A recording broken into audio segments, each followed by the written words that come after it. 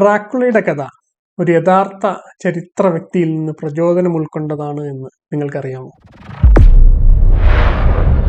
വെറുതെ ഒരാളല്ല, ഒരു ക്രൂരനായ യുദ്ധപ്രഭു, ആയിരക്കണക്കിന് ശത്രുക്കളെ ശൂലത്തിൽ ക്രൂശിച്ചു കൊന്ന, യൂറോപ്പിലുടനീളം ഭീകരത സൃഷ്ടിച്ച ഒരു രാജകുമാരൻ. ഒടുവിൽ ഓട്ടോമൻ മുസ്ലിങ്ങളുടെ കയ്യിലാണ് അയാൾ പരാജയം രുചിച്ചത്. അതെ, യഥാർത്ഥ ഡ്രാക്കുള ഒരു വാമ്പയർ ആയിരുന്നില്ല. അദ്ദേഹം വ്ളാഡ് എന്നു പേരുള്ള ഒരു യോദ്ധാവായിരുന്നു. ചരിത്രത്തിലെ ഏറ്റവും വലിയ മുസ്ലിം സാമ്രാജ്യങ്ങളിലൊന്നായ ഓട്ടോമൻ സാമ്രാജ്യത്തിന്റെ ഉദയവുമായി അദ്ദേഹത്തിന്റെ ജീവിതം എങ്ങനെ കൂട്ടിമുട്ടി എന്നതിന്റെ കൂടി കഥയാണിത്. നമുക്ക് അതിലേക്ക് കടക്കാം.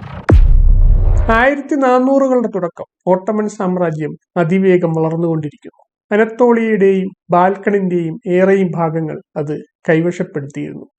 അതിന്റെ വടക്ക് ഭാഗത്താണ് വല്ലാഷ്യ എന്ന ഒരു ചെറിയ രാജ്യം സ്ഥിതി ചെയ്തിരുന്നത്. ഇന്നത്തെ റൊമാനിയയുടെ ഭാഗമായ ഒരു പരുക്കൻ ഭൂമി.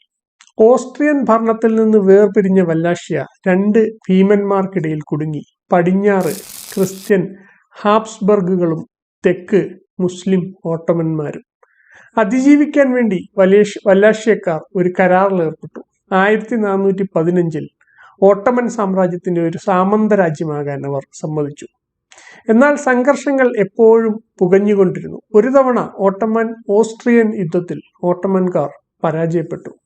വല്ലാഷ്യൻ രാജകുമാരൻ ഓസ്ട്രിയക്കാർക്ക് രഹസ്യങ്ങൾ ചോർത്തിയതാണ് പരാജയ കാരണമെന്ന് കിംവദന്തികൾ പ്രചരിച്ചു. അതിനപ്പുറം ഇസ്ലാമിനെതിരെ പോരാടുന്നതിനും ഓട്ടോമൻ സാമ്രാജ്യത്തെ നശിപ്പിക്കുന്നതിനും വേണ്ടി സമർപ്പിക്കപ്പെട്ടിരുന്ന ഒരു തീവ്രവാദ കൂട്ടായ്മയായ ഓർഡർ ഓഫ് ദി ഡ്രാഗൺ എന്നറിയപ്പെടുന്ന രഹസ്യ ഗ്രൂപ്പുമായി വല്ലാഷ്യൻ രാജകുമാരന് ബന്ധമുണ്ടായിരുന്നു.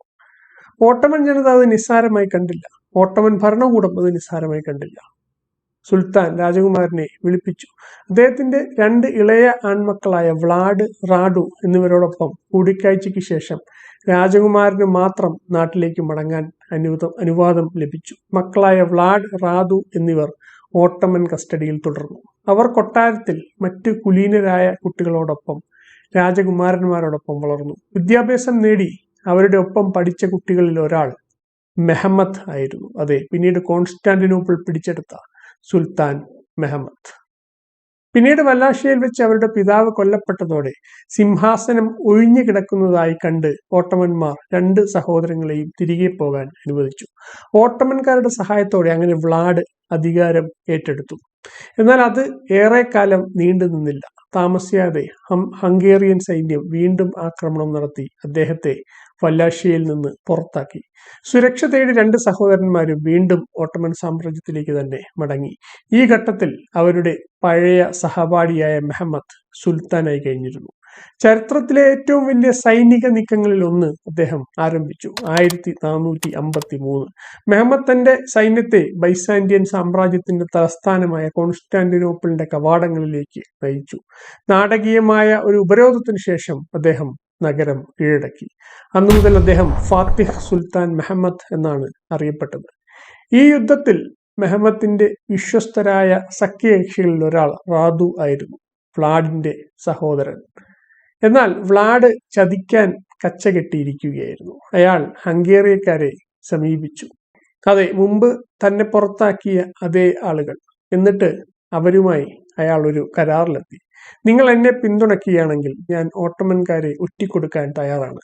അങ്ങനെ 1462 വ്ളാഡ് വല്ലാഷ്യയിലേക്ക് മടങ്ങി. ഇത്തവണ ഹംഗേറിയൻ പിന്തുണയോടെ അവരുടെ സംരക്ഷണത്തിൽ ഭരണം ഏറ്റെടുത്തു. തുടർന്ന് നടന്നത് വ്ളാഡിന്റെ നിഷ്ഠൂരമായ ഭരണമായിരുന്നു. ഓട്ടോമൻ സൈന്യത്തിനെതിരെ മാത്രമല്ല, ശത്രുവായി കരുതുന്ന സകലർക്കുമെതിരെ അദ്ദേഹം ക്രൂരമായ ആക്രമണങ്ങൾ ആരംഭിച്ചു. സൈനികർ, സിവിലിയന്മാർ, പുരുഷന്മാർ, സ്ത്രീകൾ, കുട്ടികൾ ആരെയും അയാൾ വെറുതെ വിട്ടില്ല. ആയിരക്കണക്കിന് ആളുകളെ അദ്ദേഹം തടവിലാക്കുകയും പീഡിപ്പിക്കുകയും ചെയ്തു. ടോർച്ചറിങ്ങിന് അദ്ദേഹം സ്വീകരിച്ചത് ഒരു സിഗ്നേച്ചർ രീതിയായിരുന്നു. നീളമുള്ളതും മൂർച്ചയുള്ളതുമായ മരക്കുറ്റികൾ നിലത്തേക്ക് നാട്ടും. തുടർന്ന് ആളുകളെ അതിലേക്ക് എറിയും. അതിൽ തറഞ്ഞ നിലയിൽ അവരെ വേദനയോടെ പതുക്കെ മരിക്കാനായി വിടും. ഇങ്ങനെയാണ് അദ്ദേഹത്തിന് വ്ളാഡ് ദ ഇംപെലർ എന്ന പേര് വീണത്. എന്നാൽ അയാൾ സ്വയം തന്റെ നാമമായി സ്വീകരിച്ചത് മറ്റൊന്നായിരുന്നു. അദ്ദേഹത്തിന്റെ പിതാവ് ഓർഡർ ഓഫ് ദി ഡ്രാഗൺ എന്ന രഹസ്യ സംഘടനയിലെ നൈറ്റ്, അതായത് പ്രഭു ആയിരുന്നു എന്ന് നാം പറഞ്ഞു. ഡ്രാക്കുൾ എന്നാണ് അതിന്റെ റൊമേനിയൻ ഭാഷ. അദ്ദേഹത്തിന്റെ മകൻ എന്ന അർത്ഥത്തിൽ വ്ലാഡ് ഡ്രാക്കുള എന്ന പേര് സ്വീകരിച്ചു.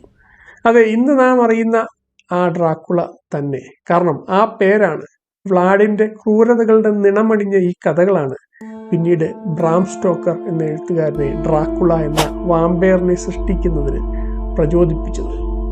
എന്നാൽ യഥാർത്ഥ വ്ലാഡ് അങ്ങനെ കഥയിലെ പോലെ അമരനായ രക്തരക്ഷസായിട്ട് നിലക്കൊണ്ടില്ല. ആ ക്രൂരനായ യുദ്ധപ്രഭുവിനുമേൽ മെഹമ്മദ് സുൽത്താന്റെ ശ്രദ്ധ പതിഞ്ഞു.